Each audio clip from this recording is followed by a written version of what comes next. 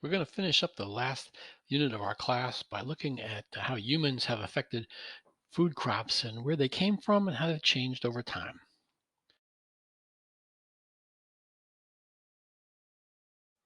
Agriculture emerged at several locations across the planet between 5 and 10,000 years ago. We're going to look specifically at the Middle East, we'll look at Southeast Asia, and we'll look at Mesoamerica as examples of places where agriculture got started.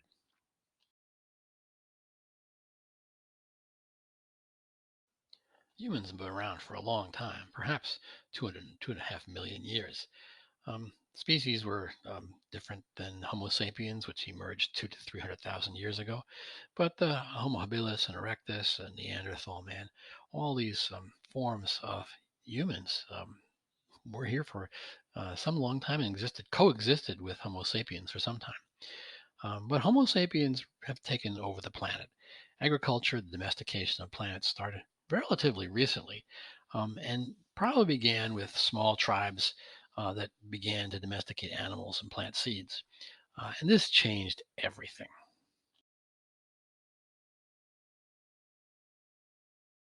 One of the miracles of agriculture and gardening is that it happened at all. Most plants are not really suitable for cultivation. Among the 250,000 species of angiosperms, flowering plants on the planet, as many as 3,000 of them have been used for food, mostly fruit and seeds. But only a couple hundred have been domesticated. And really, most of our food energy comes from less than a dozen plants, mostly grains and potatoes. The fact that agriculture exists at all is pretty amazing, given that most plants really are not suitable for cultivation.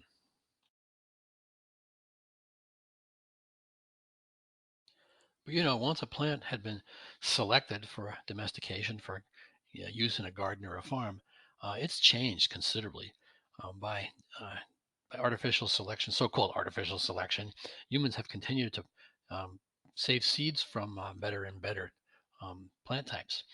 Corn has gone from this wild teosinte type to the modern huge eared corn variety, and tomatoes have gone from a very, very small fruit to a relatively large fruit. Things changed over time by human intervention.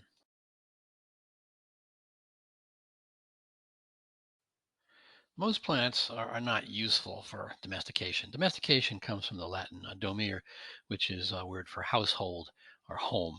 And when you bring a plant into your home and domesticate it, whether a plant or an animal, you start to manipulate it and take responsibility for it.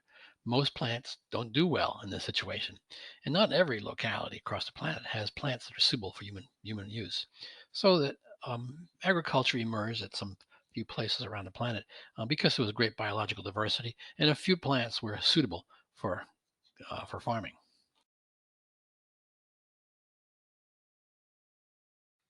Those plants that were suitable for domestication then began to travel. The diffusion of plants across the planet represented a close association between humans and its natural vegetation, a coevolution, much like the flowers and the bees and the flowers and the birds. Humans and grain crops, particularly, have co-evolved to create a close association that created what we think of as civilizations.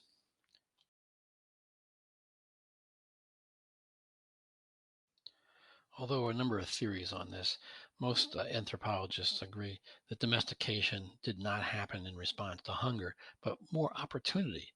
It was started by people who had enough food to remain settled in one place and created a dump or a compost and noticed that plants, good plants, useful plants, would emerge year after year. Also, agriculture emerged from places where there was a lot of biological diversity, lots of opportunity for plants to be domesticated.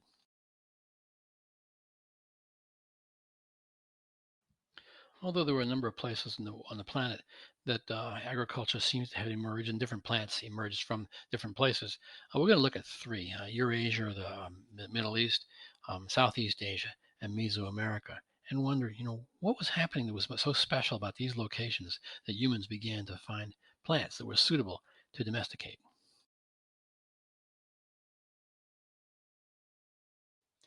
The archaeological record suggests that the first place on the planet where humans began to farm consistently was probably in the Fertile Crescent in the Middle East and surrounding areas sometime between around 10,000 years ago.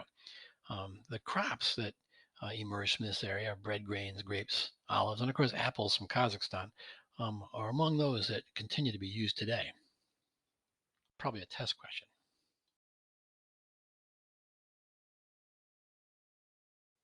These crops that were then domesticated in the Middle East, where there was a great amount of biological diversity at the time, would then begin to diffuse throughout the world.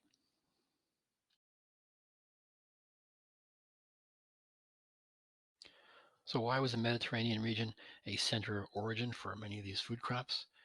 Well, probably one of the reasons is the climate. Long, dry summers, long growing seasons, and mild, rainy winters provide an excellent place to grow grains.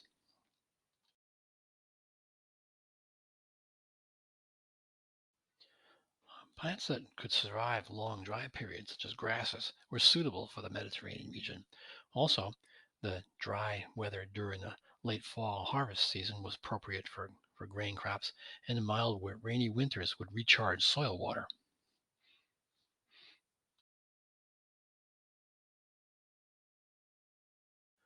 There are lots of grass species that can be grown in this area, but most of the small seeded grasses were not worth harvesting.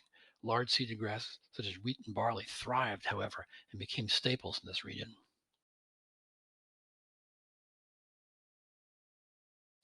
In addition to crops like the apples and the olives that are known for coming out of this region, there are certain crops that are thought of as foundation crops, foundation for the emergence of civilization, urban growth.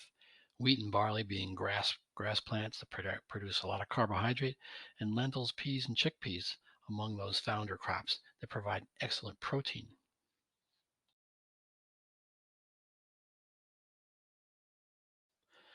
The domestication process includes not only the planting, cultivation, care, and harvesting of wild grains, but also changing those grains over time. One of the problems with grain crops is that when you have a seed head, part of that seed head has seeds that may mature and fall off before the rest of them are ready to mature. Shatterproof types of grasses have a whole seed head that gets ready to mature at about the same time, doesn't fall on the ground. This improvement was a major step in cultivation of barley and wheat.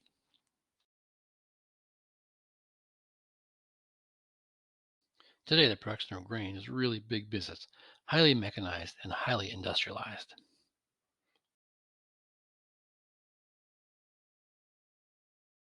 This region of extraordinary biological diversity has resulted in lots of different crops that have spread throughout the world.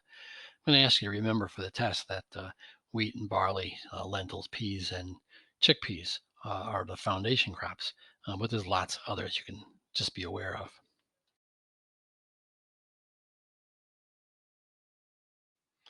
All right, let's move on to Southeast Asia, another area of biological diversity. And the crops that emerged from this area, the foundation crops, this is probably a test question: rice, citrus, taro, which is a root crop here, bananas, and sugarcane.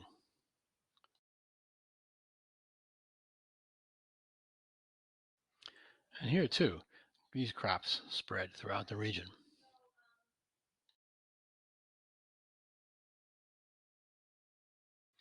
The most important crop in this region is surely paddy rice.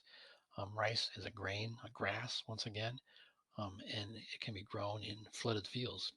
Flooded fields are used because these fields prevent a lot of weed growth, and the rice has a hollow stem which allows it to get oxygen down to its root system. These plants are grown throughout Southeast Asia.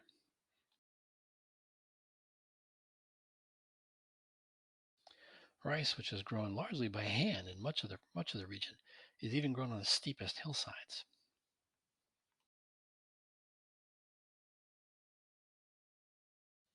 And the major plants in this region that provide a foundation for most of the development of culture and civilization are millet, rice, soybean, and mung beans, things that you'd often find in an Asian diet.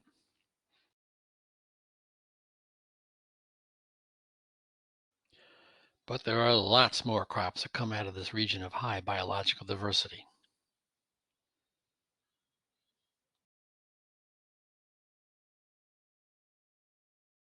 The third region we'll look at in this class that's been identified as a center of origin for crop plants is Mesoamerica, Central America. Interestingly, this region saw development of agriculture much later than the other two regions, closer to 5,000 years ago. And the crops that we think of as coming out of this region, maize or corn, tomatoes, peppers, and squash.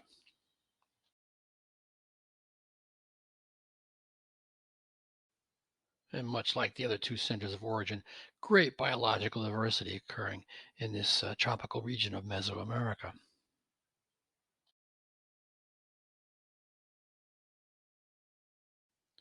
It's been suggested that crops that emerged from this region spread much more slowly than from the other centers of origin. Jared Diamond, in his book Guns, Germs, and Steel, suggested this is because they were moving against latitude.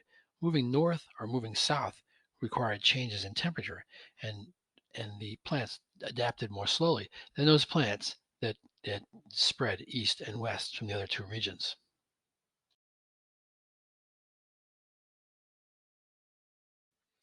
And the founder crops from this region, corn, beans, and squash, the three sisters.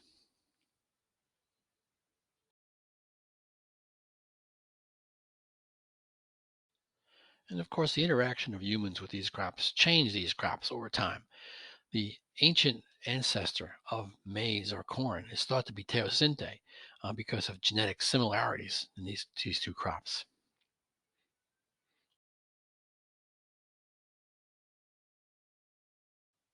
While corn has changed over millennia, it's also changed dramatically in the last couple of hundred years. These native types of corn varieties that were introduced to early European settlers are quite different than these large corn varieties that are grown today.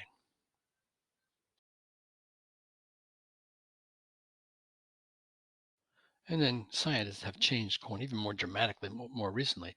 Bacillus thuringiensis, or BT, is a bacteria that's a natural pathogen of the caterpillars that feed on corn. You can see some of the damage here. Bacillus has been bred right into the corn so that this natural bacteria has become part of new modern corn varieties.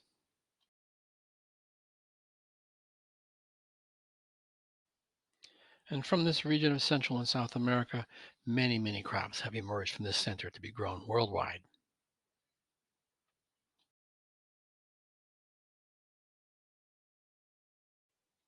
Most of the crops grown in North America actually came from the South and South America. Very few are actually native to North America north of Mexico.